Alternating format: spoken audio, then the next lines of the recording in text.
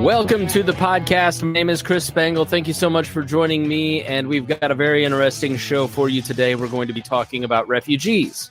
We're going to be talking about refugees in Ukraine, which led to a conversation that our guest had with the former South Korean ambassador to Ukraine, Lee Yang-gu, about South Korea and the impending crisis that could take place there with North Korea. Very interesting topic.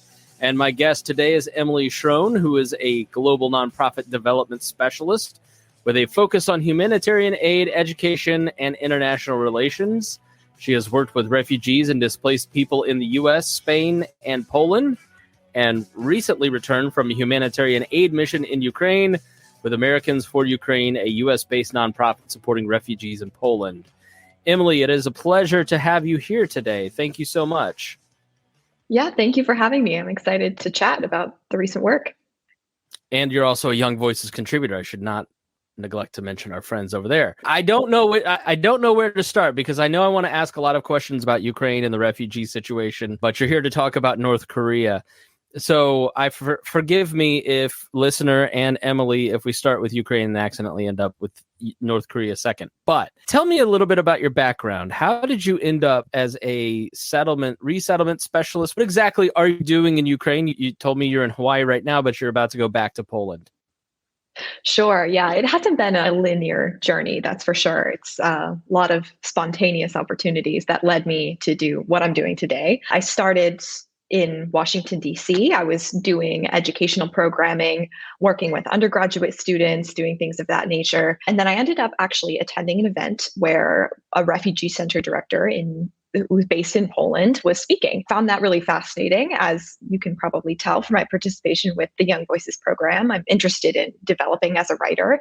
And I thought, what an interesting story. This person who is now one of the largest refugee center directors in the world in the span of just a few months, went from just being a normal Polish citizen doing some media production work to all of a sudden jumping into the humanitarian aid sphere in a super big way. So I sat down with him, did quite a long interview, learned more about the project, and saw how expansive the needs were and where I might be able to help. So after a few conversations, I ended up joining his team out of America. And we've been doing things like awareness events, projects in the Modlinska Humanitarian Aid Center in Warsaw, various other things. And then I was fortunate to help organize, fundraise for, and actually execute a project, what we called a hotspot center in Ukraine, where Ukrainians can go for education materials. It's also a physical shelter, providing a space for people to charge their phones, have reliable heating, especially electricity, things like that. So that's kind of the nature of my involvement. And now, as we're headed into the second year of the full-scale Russian invasion, I'm going to be in and out of Poland more frequently, helping with projects there in the center, and then also extending things that we call our satellite programs into Ukraine. So that's where I've been. And then I've also served refugees with various nonprofits here in the US, but mostly from African countries or Asian countries, all over the place. So this is a bit new territory for me, but it's definitely a crash course. Yeah, it has been for everybody. I've talked about this on the show, but my in-laws adopted 4 Ukrainian orphans. They came over, stayed a couple summers, a Christmas. They've become part of the family, and like day 4 of the invasion, I'm like, we got to get them out of there. And everybody's like, you're overreacting. I'm like, we got to get them out of there. They're bombing orphanages. No, they're not. Here's where they're bombing orphanages.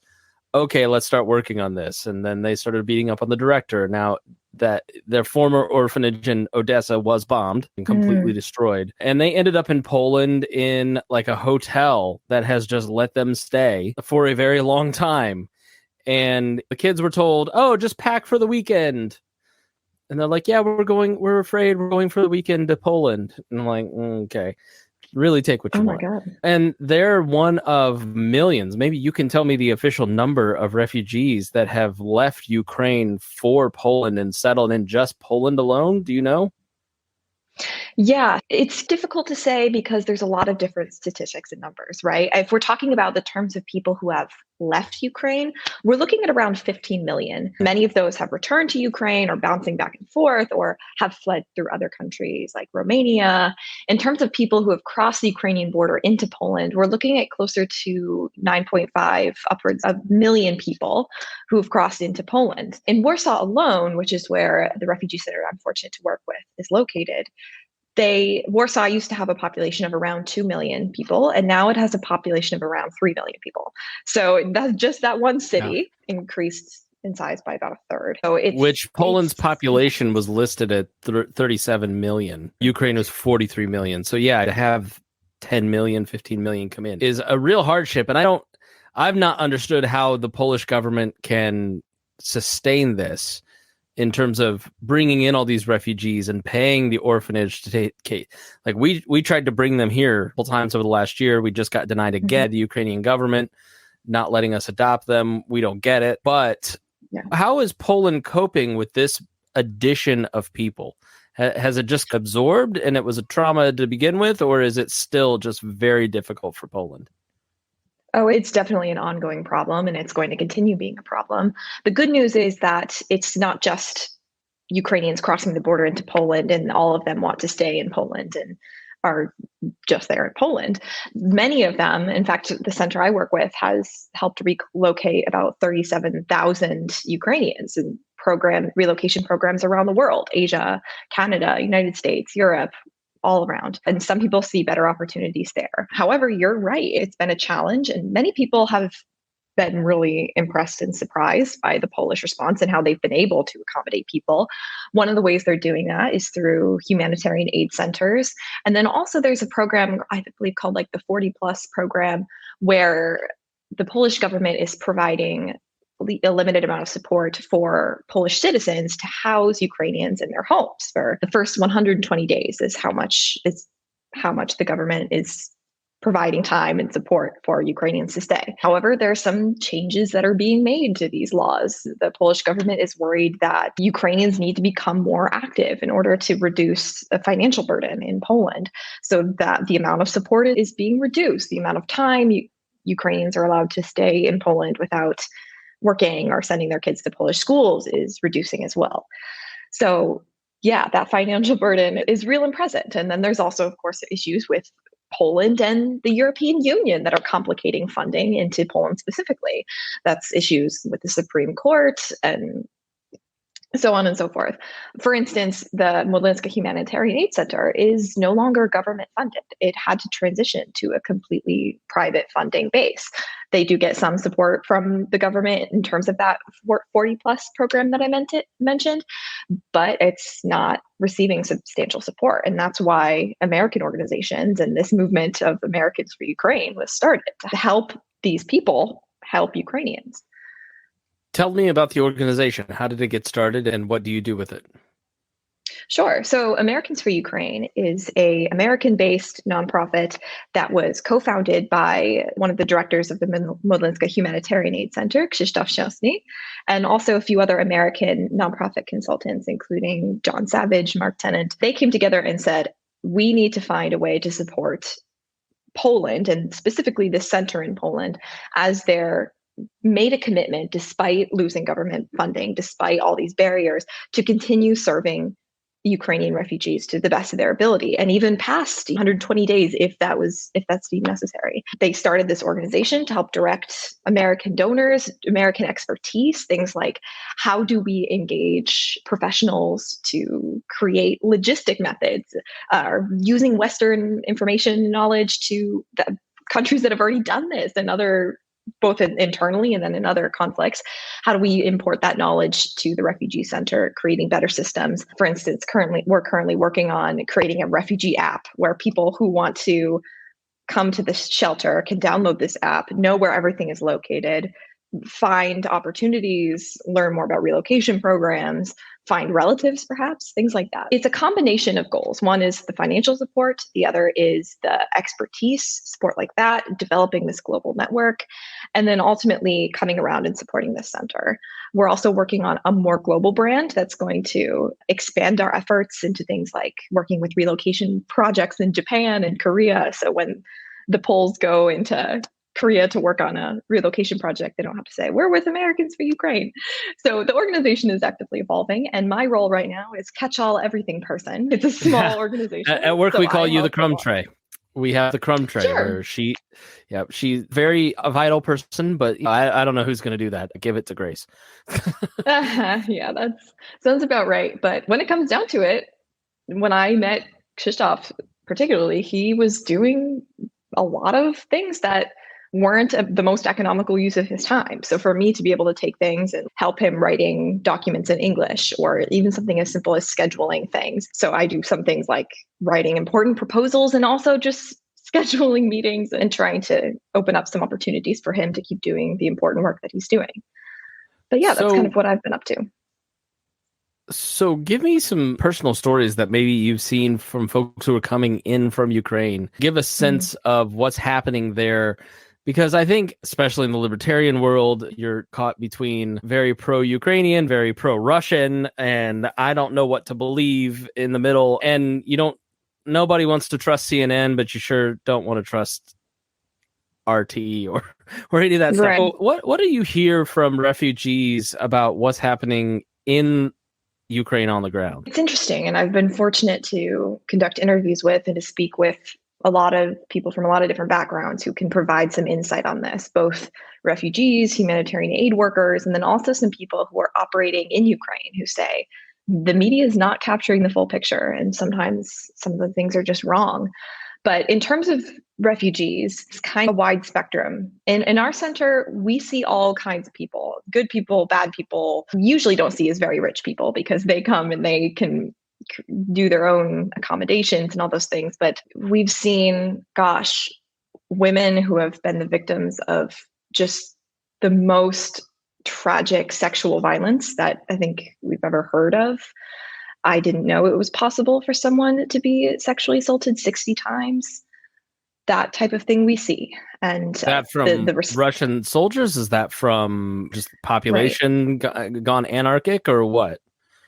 Russian soldiers in that particular case. But of course, there's been also an issue with police force in Ukraine. Obviously, their efforts are divided. So what it comes down to isn't are Ukrainians good or bad? It's Ukrainians are people, and there are criminals, and then there are also good, honest people. And we've seen a lot of victims. I spoke to one woman. I did an interview with one Ukrainian woman who came to the shelter with her son and her mother. Her mother was, almost 90 years old, and her son was a teenager. Both had pretty severe disabilities. And she said she was worried that that her son was sick because they had been forced to drink contaminated water that had human bodies in it. You don't see this kind of thing on the news. Both the sides of Ukraine that are still functioning, there's still nightclubs operating, even though they have to close at 10 or 11 or whenever curfew is. And then there's also parts of Ukraine, like in Mariupol, that are completely leveled, almost completely destroyed. In the media, I think sometimes paints a picture of Ukraine as entirely just this giant war front, which isn't entirely true. But then there's also, if you walk down the streets in Kyiv, you might not immediately notice some signs of damage, but there is a risk. So yeah, and some of these refugees, we're starting to see more acute hunger needs of places where aid isn't quite reaching. There's some people who walk 3+ days just to get across the border into Poland without food, without resources. And for some of them, like the food that they receive at the center on that first day is the first thing they've eaten in quite a long time. Women, children, men, according to rules in Ukraine, if they're within a certain age, need to stay in the country to be on reserve for fighting and such. However, there's many exceptions, including the number of children you have, if your family has disabilities, or some also at the beginning fled through various other countries, including even Russia, to get down to Poland and other places. So it's a mix of people and it's a mix of problems. Yeah, I hadn't really thought of that. Has it settled after a year if you were in Paris in World War II, you could live a decent life. But if you were on the front lines, then there was different stories. Has it settled where the Donbass region is just an open, active war zone, but then the rest of the country, people have returned from Poland back to some of those places, like Lviv, which is closer to Poland, and Kyiv? Is that what's happened? I'm surprised nightclubs are open because, yeah, in my mind, the whole country's on fire. They're being bombed every minute. It's a huge crisis all across the country, but maybe I just have a complete different perception based on thanks to American Western media. And I can't say I blame you. And maybe there are people who have that perception because I think that's the image that we're being given. But the truth is, it's a large country and there's a lot of different things going on. I know one thing or one area I can speak to more particularly is Ternopil, Ukraine, which is a bit more Western. It can top some strategic underground piping and things that actually, I believe, and I could be wrong, but channeling some kind of Western or Russian resources into other countries. I'm not sure, but for various reasons, it's been largely untouched. There have been, I think, maybe 3 missile strikes in Ternopil specifically since the start of the conflict. So that's where a lot of IDPs are concentrating, in that kind of middle Western part of Ukraine. That's where I was able to go just a few months ago to help set up the Ternopil Center. But for these people, it's as usual in a way. Of course, they have big humanitarian aid centers. They're seeing a lot of the same stories, some that I shared with you about IDPs or internally displaced people coming from really damaged parts of Eastern Ukraine. However, like you mentioned, a lot of people have returned from Poland or elsewhere back to Ukraine for various reasons. Some are saying maybe their city was recently liberated and they say, well, I'm going to go back. And that's great. And if from a hopeful perspective, however, sometimes those cities are retaken or the infrastructure or is if you so remember covered. Syria, the pictures out of Ukraine look like Syria. If you remember the Syrian conflict, where it was just the entire eastern part of the country, there wasn't any services. There wasn't water. There wasn't toilets. There wasn't apartments. That eastern part looks a lot like Syria now in some of these cities. So I would totally be the same way. I want to get back to my home. But it'd be heartbreaking to get back and just your home not be recognizable. But then for some people, this is the new normal that they've adapted to. And you hear missile sirens 3 times a week, sometimes more, depending on where you are. And you live your life. And that's the way it is. And like I spoke with a nonprofit coordinator, a US-based nonprofit coordinator over in Kyiv, who was saying, I tell people if they really want to understand what's going on here, they have to see it for themselves. Because if you were to walk down some streets in Ukraine, you would have no idea there's a war going on. And then, of course, other streets no longer exist. It's more complicated, obviously, as most things are, than the media portrays it as. But there's definitely still an ongoing active suffering and a huge need over there. So you wrote an article, which is what you're here to talk about. Thank you for indulging me in these questions because I find it fascinating. You wrote it in thediplomat.com back in February. South Korea should be taking notes on Ukraine. Where did the idea for this article come from and what is it about? Sure. So the idea actually came from my experience working with and meeting people in Poland. Actually, one of the refugee center directors who I've mentioned previously was telling me a story about various people who come visit the center. We've had visits from a lot of major ambassadors to Poland, things like that. But he mentioned to me specifically that a South Korean group stood out to him because the types of questions that they were asking were much more specific, much more detailed, much more logistical. Like, how do you do these particular things to accommodate this vast swath of people? And eventually, after talking, he learned more from them about how South Korea is interested in logistically how to handle this large number of people in case they see a large number of refugees from North Korea. And when he told me this, I was fascinated because this isn't a story that you hear about frequently. Of course, South Korea pops up in the news because of whatever recent thing Kim Jong-un said regarding missile arsenals and things like that. But I think because of the overarching just regime secrecy and repressiveness, we forget about the bubbling humanitarian crisis that is in North Korea right now. And so that was the basis of my article, the premise of saying South Korea has shown interest in these humanitarian aid centers. And I've also spoken with, for example, who you referenced, the former South Korean ambassador to Ukraine, about them acknowledging this Polish response, noticing the similarities between Poland and Ukraine, maybe South and North Korea, although there are many differences.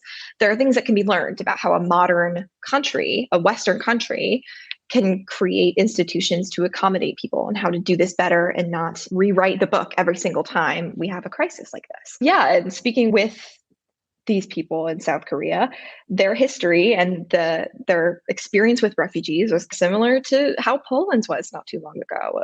They don't suffer from earthquakes or tsunamis or things like that. Poland had a major flood maybe 25 years ago, but they didn't have the tools and equipment to accommodate the millions of refugees that flooded across their border. And if, perhaps when, North Korea opens up, whether it's by a war or some regime change or tragedy or whatever, South Korea could see itself in a similar position. And it's probably not in a position to be ready for that. Yeah, some of the similarities that you mentioned in the article were interesting. Similar cultures, similar pieces, but South Korea is I don't know if you want to talk about it or want to address it, but you look at how Poland treated the Syrian refugees that are on their border with Belarus and how they've treated Ukrainian refugees. There's a clear difference. The Polish government has largely run on anti-refugee sentiment until the Ukrainian, and apparently that's very similar to South Korea. They don't have a very good resettlement rate. Do you think that they would rise to the challenge if North Korea were to collapse at some point? It's hard for me to say, but what I can say is that the people I've been fortunate to speak to, another person I quoted in my article, Daniel, is working with some of these nonprofits and organizations that are supporting refugees from other countries, and as well as identifying needs of refugees from North Korea that are in South Korea right now. And like you mentioned, honestly, both countries, Poland and South Korea, have had their issues with refugee populations. And there is the benefit of having refugees from a country that's more similar to yours, or for South Koreans accepting other Koreans, and for Poles accepting Ukrainians who are their close neighbor, similar language and historical background. In the sense that perhaps the hurdle of discrimination or the hurdle of such things is a little bit easier to jump over. Does that make it right to discriminate against refugees from other populations? Absolutely not. But it does maybe create a better, more realistic outlook for South Korea accepting North Korean refugees. Of course, right now, there's big issues with discrimination, and there's big issues with institutions and things like that that are ready to accept North Korean refugees.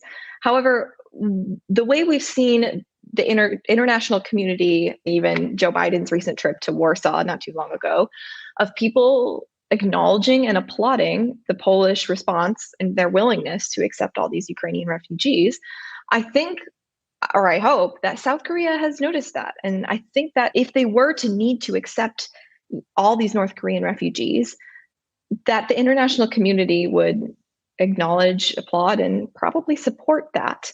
Of course, there's another challenge of perhaps a flood of North Korean refugees into South Korea doesn't necessarily mean unification either, which is another kind of complicating idea regarding the Korean peninsula. South Korea has a policy of one Korea. Koreans are Koreans. So a lot of it would have to depend on the exact nature of the crisis that create these refugees.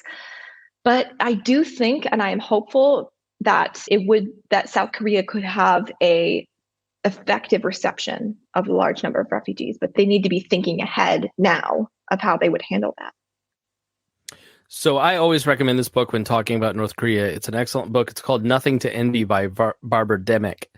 And in it talks about the 1990s famine, and basically Kim Jong-un's father, was purposely starving sections of the country to keep food in Pyongyang.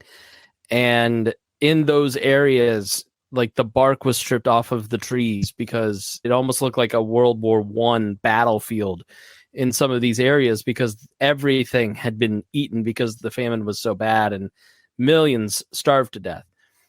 And I've not seen, I'm a fairly news literate person, and I have not seen much about that. Maybe little rumblings and headline here or there. But in your article, you say that the humanitarian crisis in North Korea is reaching 1990s levels. Can you give us more information on that? And there's been several articles published, Wall Street Journal, etc., about how this current famine, this current hunger crisis, which has been caused both by or exacerbated by sanctions, also internal restrictions related to COVID-19, that the current hunger crisis or famine could be actually worse than it was during that period. And our imaginations, based on kind of some of those visuals you just described, can only imagine what's going on right now. Yeah, it's true that the country isn't receptive to receiving foreign aid. It hasn't been receptive to imports and exports and things like that. And then also facing sanctions, and with the military buildup, it isn't prioritizing these issues. But I think one thing that really stood out to me in my conversation with the ambassador that I wrote about is he said that if North Korea were to open up in terms of having refugees visibility in the country, which isn't possible under the current regime, that could happen tomorrow. We could be looking into one of the worst humanitarian crises in decades. And right now, there's not a lot of talk about it, which is understandable because there are a lot of other humanitarian aid crises just in these past couple of months competing for our attention, competing for international attention. Why should we be looking at a country that is so hard to see these humanitarian crises because of a lack of transparency, a lack of international visuals or media?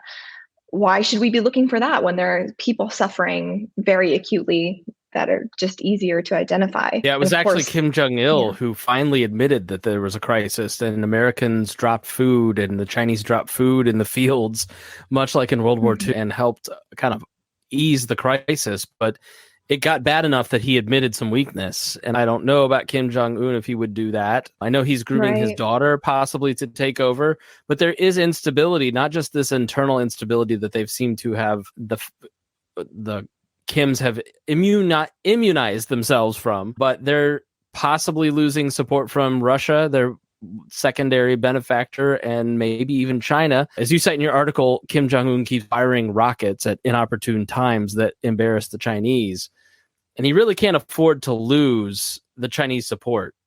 It could be very bad for him, and maybe at that transition, if, like you've said, if Z starts to flex some of that muscle internationally a little bit more towards North Korea, it could topple the whole regime. And I hadn't thought about that. Just the opportunity to leave, how many people would leave to China and to South Korea? And actually, it's interesting you say that. Kim Jong-un made an address addressing or acknowledging that there is an agricultural crisis, or I forget the terminology specifically that he used.